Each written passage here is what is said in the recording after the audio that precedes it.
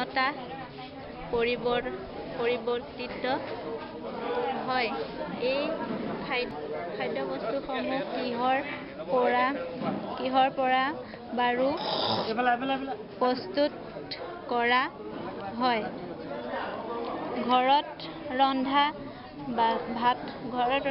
ভাতৰ বিষয়ে বান্ধৱীবোৰক সোধা যে দিনটোৰ ভিতৰত তেওঁলোকে কি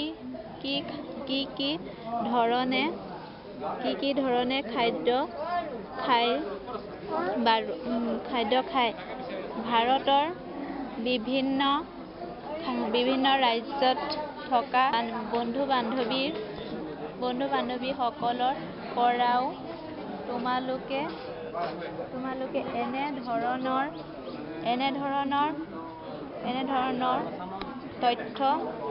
ধৰণৰ তথ্য পাবা। এনেকুৱা সকলোবোৰ খাদ্যই নাম বন্ধু-বান্ধৱীৰ health service to 65 years with effect from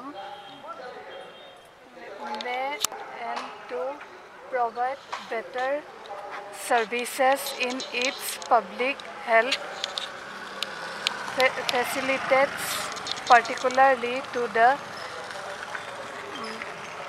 the poorest, are entirely dependent on public. Scientists have discovered an